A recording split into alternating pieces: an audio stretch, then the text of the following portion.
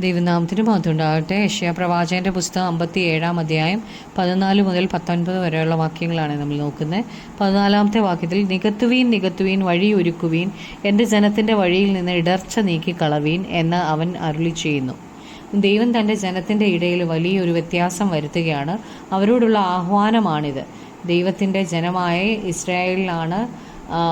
ഇസ്രായേലിനെയാണ് ദൈവം വെളിപ്പാടുകൾ അവർക്കാണ് കൊടുത്തത്. എന്നാൽ അവർ ദൈവിക ഉടമ്പടിയിൽ നിന്ന് അകന്ന് അവരുടേതായ ഇഷ്ടങ്ങളിൽ നടക്കുകയാണ്. അവരുടെ ഏറ്റവും വലിയ പാപം എന്ന് പറയുന്നത് വിഗ്രഹാരാധനയായിരുന്നു. നാം വിതയ്ക്കുന്നത് മാത്രമേ കൊയ്യത്തുള്ളൂ. അവർ ദൈവത്തിൻ്റെ ഇഷ്ടത്തിന് വിരോധമായി പ്രവർത്തിച്ചിട്ട് അനുഗ്രഹത്തിന് പകരം അവർ നാശമാണ് കൊയ്യുന്നത്.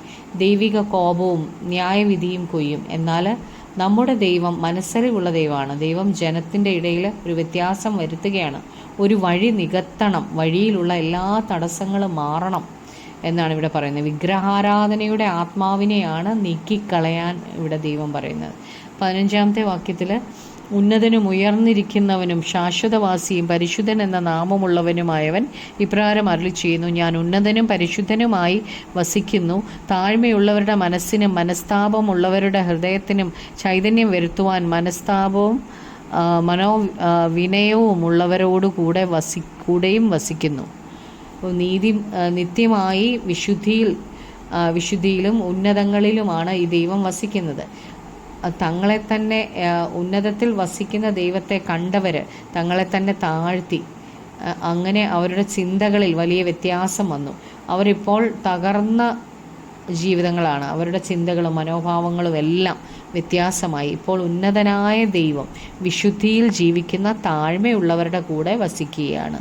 അതിനാൽ ദൈവം അവരെ ഉയർത്തും. 16 വാക്യത്തിൽ, ഞാൻ എന്നേക്കും വാദിക്കയില്ല, എല്ലായ്പ്പോഴും കോപിക്കയുമില്ല, അല്ലെങ്കിൽ അവരുടെ ആത്മാവും ഞാൻ സൃഷ്ടിച്ചിട്ടുള്ള ദേഹികളും എൻ്റെ മുമ്പിൽ നിന്ന് ക്ഷയിച്ചു പോകുമല്ലോ. അപ്പം ദൈവം നമ്മോട് എപ്പോഴും വാദിച്ചുകൊണ്ടിരിക്കത്തില്ല. ദൈവം എപ്പോഴും കോപിച്ചാൽ നമുക്ക് നിലനിൽക്കാൻ കഴിയത്തില്ല. അവരുടെ ജീവിതത്തിൽ ഒരു മാറ്റം ദൈവം ആഗ്രഹിക്കുന്നു. 17 വാക്യത്തിൽ, അവരുടെ അത്യാഗ്രഹത്തിൻ്റെ അകൃത്യം നിമിത്തം ഞാൻ കോപിച്ച് അവരെ അടിച്ചു, ഞാൻ കോപിച്ച് മുഖം മറച്ചു എന്നാറെ അവർ തിരിഞ്ഞ് തങ്ങൾക്ക് തോന്നിയ വഴിയിൽ നടന്നു.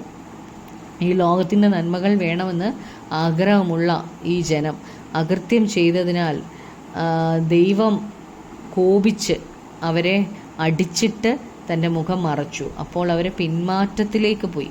18 വാക്യത്തിൽ, ഞാൻ അവരുടെ വഴികളെ കണ്ടിരിക്കുന്നു, ഞാൻ അവരെ സൗഖ്യമാക്കും, ഞാൻ അവരെ നടത്തി അവർക്ക് അവരുടെ ദുഃഖിതന്മാർക്ക് തന്നെ വീണ്ടും ആശ്വാസം വരുത്തും.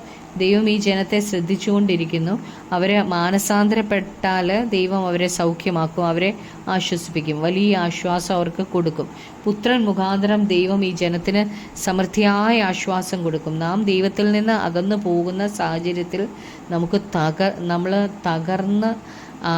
തകർന്ന അവസ്ഥകൾ ഉണ്ടാകും നമ്മൾ അകന്നു പോകുമ്പോൾ.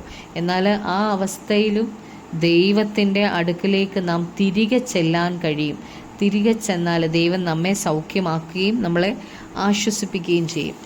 19 വാക്യത്തിൽ, ഞാൻ അധരങ്ങളുടെ ഫലം സൃഷ്ടിക്കും, ദൂരസ്ഥനും സമീപസ്ഥനും സമാധാനം എന്നും ഞാൻ അവരെ സൗഖ്യമാക്കും എന്നും യഹോവ അരുളി ചെയ്യുന്നു.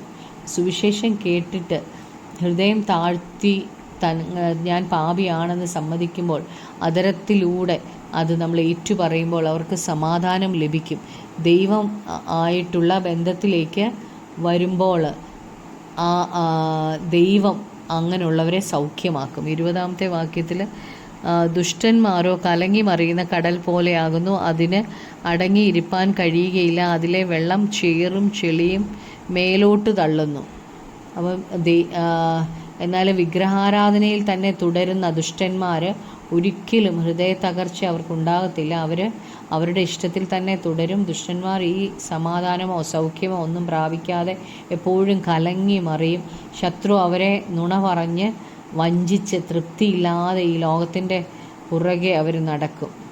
21 വാക്യത്തിൽ, ദുഷ്ടന്മാർക്ക് സമാധാനമില്ല എന്ന് എൻ്റെ ദൈവം അരുളി ചെയ്യുന്നു.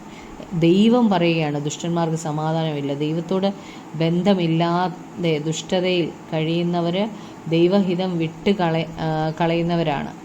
ദൈവത്തിൻ്റെ വാഗ്ദത്തങ്ങൾ വേണമെങ്കിൽ പാപ വഴികൾ വിട്ടുകളഞ്ഞ് ദൈവത്തെ പിൻപറ്റണം. നമുക്ക് പ്രാർത്ഥിക്കാം. കർത്താവായ യേശുവേ, കർത്താവെ, അവിടുത്തെ ഇഷ്ടം ചെയ്ത് ഞങ്ങൾക്ക് ജീവിക്കുവാൻ അങ്ങയുടെ കൃപ തരണം. അങ്ങയുടെ വഴികളിൽ നടക്കുന്നവരെയാണല്ലോ അങ്ങ് സൗഖ്യമാക്കുന്നതും അവർക്കാണല്ലോ സമാധാനം തരുന്നതും. കർത്താവെ, അങ്ങയുടെ വഴി തന്നെ നടക്കുവാൻ, അങ്ങയുടെ ഇഷ്ടം മാത്രം ചെയ്യുവാൻ ഞങ്ങളെ പഠിപ്പിക്കണമേ. അവസാന ശ്വാസം വരെയും ദൈവത്തോട് വിശ്വസ്തത പുലർത്തുവാൻ ഞങ്ങളെ സഹായിക്കണമേ. യേശു ക്രിസ്തുവിൻ്റെ നാമത്തിൽ തന്നെ.